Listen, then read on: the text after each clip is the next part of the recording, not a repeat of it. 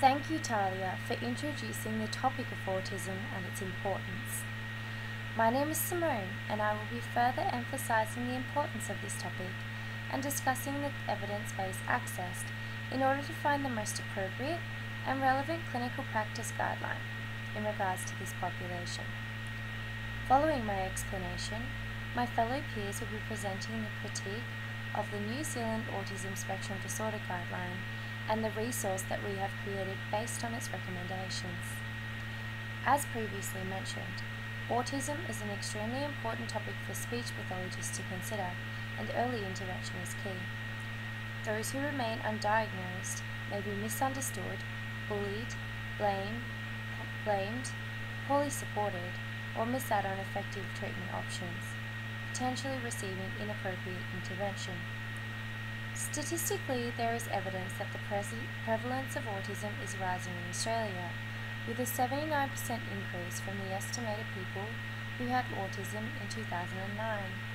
And it is imperative that speech pathologists are equipped with the best evidence and resources to support those with autism and their families. In order to find the most relevant clinical practice guideline, or CPG, a search strategy was conducted. Using the PICO method, a relevant search question was created. The population considered were children with autism spectrum disorder and their families. The intervention was autism services, with no comparison. The optimal outcome was that services were based on the best available evidence.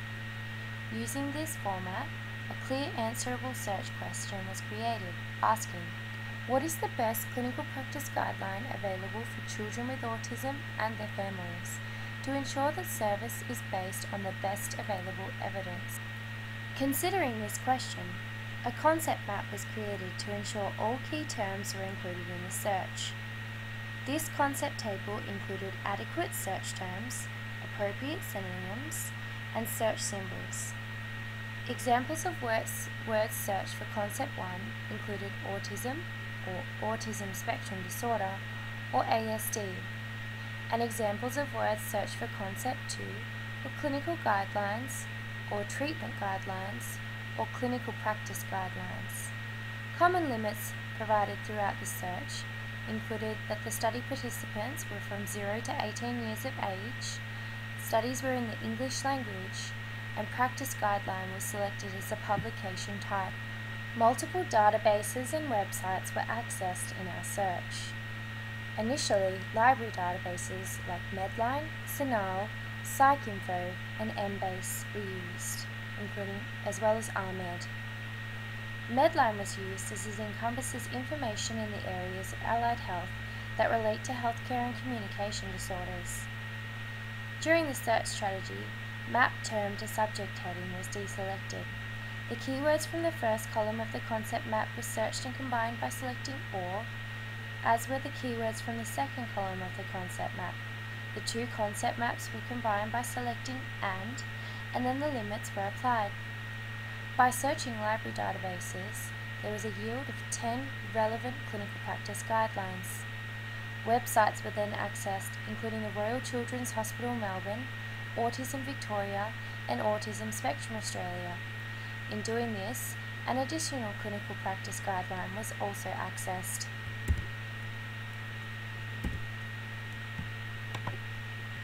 Additionally, clinical practice guideline websites were used for the search, including the American Speech Language Hearing Association, Speech Pathology Australia Clinical Guidelines, the National Health and Medical Research Council Clinical Practice Guideline Portal, Compendium of the EPP Guidelines, and the Scottish Intercollegiate Guidelines Network, revealing a yield of 17 relevant clinical practice guidelines.